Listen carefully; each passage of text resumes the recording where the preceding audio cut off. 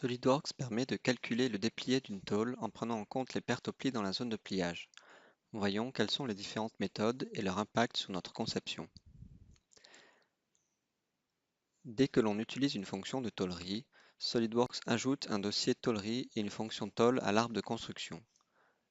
Ces fonctions contiennent les paramètres de la tôle, comme le rayon de pliage, l'épaisseur et notre calcul de zone de pliage.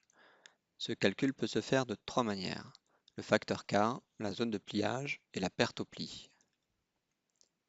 Ces paramètres peuvent se rentrer dans le dossier tôlerie pour tout le fichier pièces. Il peut aussi se rentrer dans chaque fonction tôle pour chaque corps et pour chaque fonction de création. Il peut enfin se rentrer pour chaque pli créé par ces fonctions. Il faut donc faire attention lorsque l'on modifie les paramètres globaux d'une tôle qu'une fonction ou un pli n'écrase pas ces paramètres plus bas dans l'arbre. Regardons maintenant les dimensions géométriques qui vont influencer notre déplié. Nous avons l'angle de pliage, le rayon de pliage et l'épaisseur. Le déplié total se calculera en prenant en compte soit la longueur fictive, soit la longueur des faces planes. Attention, SolidWorks n'utilise pas la longueur tangente, ni l'angle inclus.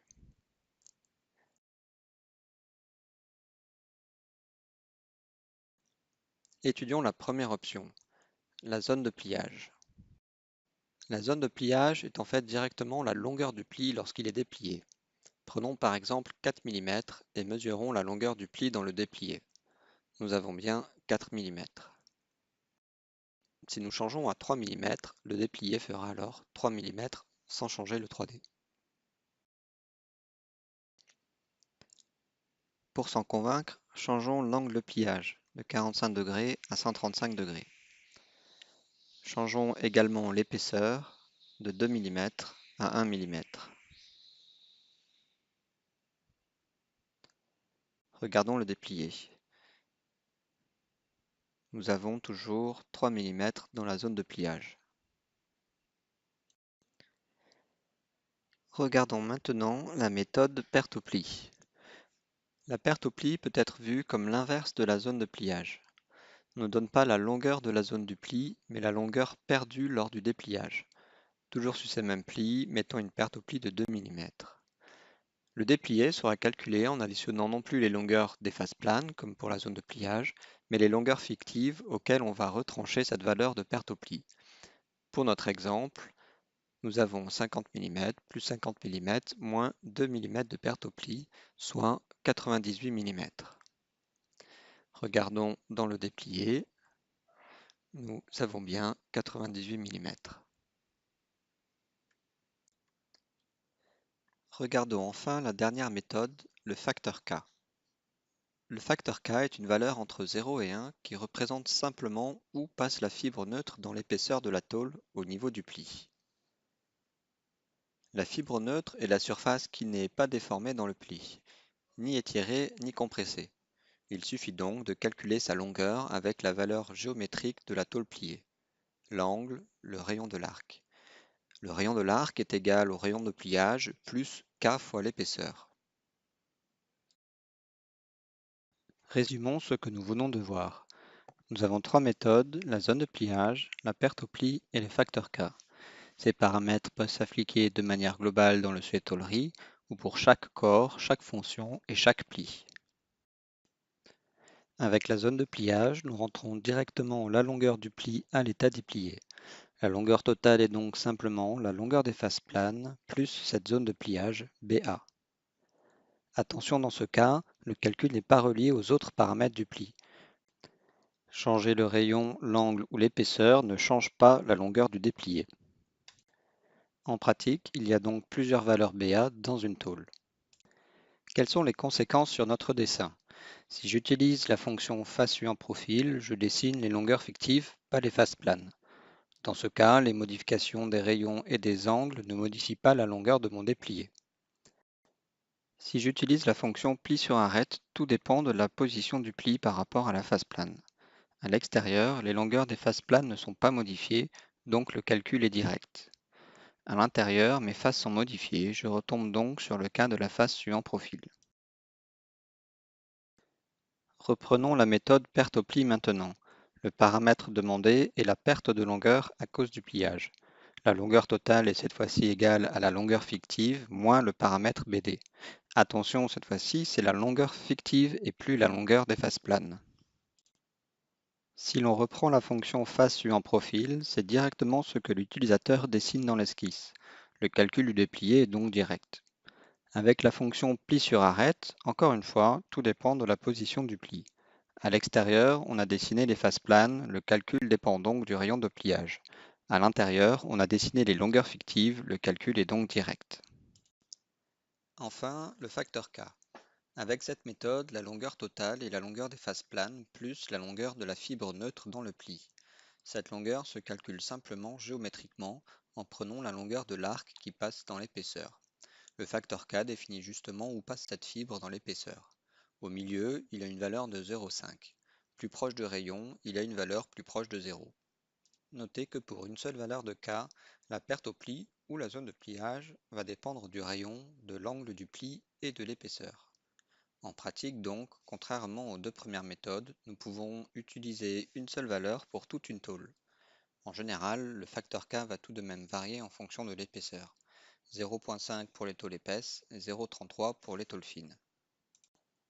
Comme on l'a vu, les deux premières méthodes que sont la zone de pliage et la perte au pli impliquent de donner une valeur différente pour chaque pli.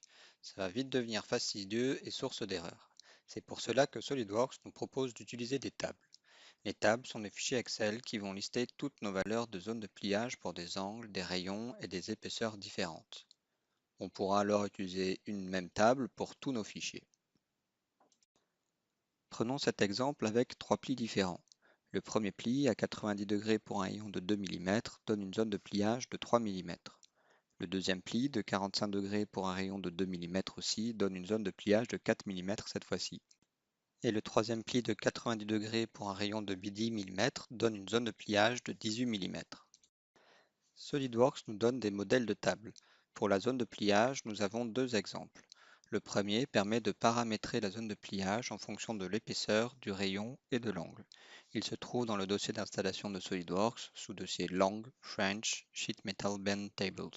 Il se constitue de plusieurs tableaux, un par épaisseur. Chaque colonne est un rayon de pliage, chaque ligne un angle. Un deuxième modèle, plus simple, est constitué d'un seul tableau listant la zone de pliage en fonction du rayon et de l'épaisseur.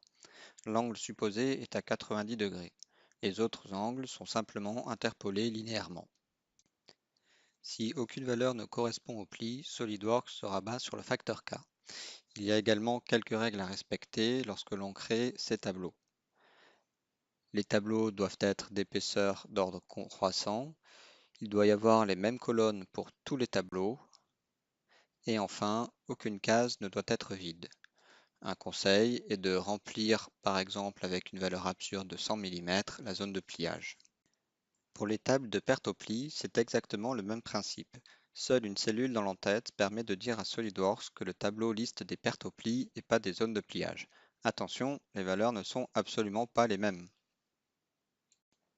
Enfin, pour le facteur K, une table existe également. Il s'agit cette fois-ci d'un tableau reliant l'angle au ratio du rayon sur l'épaisseur. Attention, ce n'est ni le rayon ni l'épaisseur, mais son ratio. Cette valeur est logique lorsqu'on regarde la formule du déplié. Il existe en fait une dernière méthode appelée calcul du pli. Cette méthode peut se rapprocher du facteur K, mais elle permet en plus de choisir soi-même la formule du déplié, qui peut alors être différente en fonction de la plage d'angle. D'autre part, le calcul peut maintenant se baser sur les longueurs tangentes pour les angles inférieurs à 90 degrés.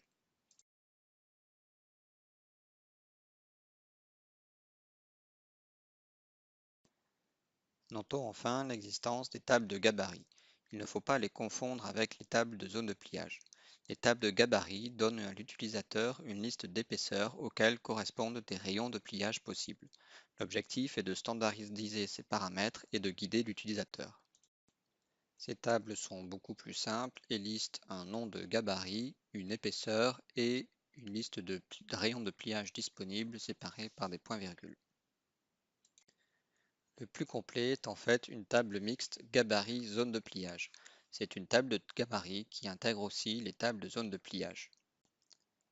On y retrouve donc un nom de gabarit, une table par épaisseur et dans le tableau angle-rayon, les valeurs des zones de pliage, des pertes au pli ou des facteurs K. Comme pour les autres tables, des exemples existent dans le dossier d'installation de SolidWorks, sous-dossier Lang French, Sheet Metal Gauge Tables cette fois-ci. Quelques dernières recommandations. Pas de rayon de pliage à 0 mm, sous peine d'échec du déplié, d'autant plus que ça n'existe pas dans la vraie vie. SolidWorks donne toutes les possibilités pour calibrer le déplié par rapport à votre process. Il faut les utiliser et éviter de tricher avec le logiciel. Ça se passe rarement bien. Il faut également faire très attention aux unités dans les tables d'exemple. Certains sont métriques, certaines sont en inch. Et enfin, ces tables d'exemple ne sont que des exemples à personnaliser. Ça demande forcément une calibration par rapport à votre machine et à vos matériaux.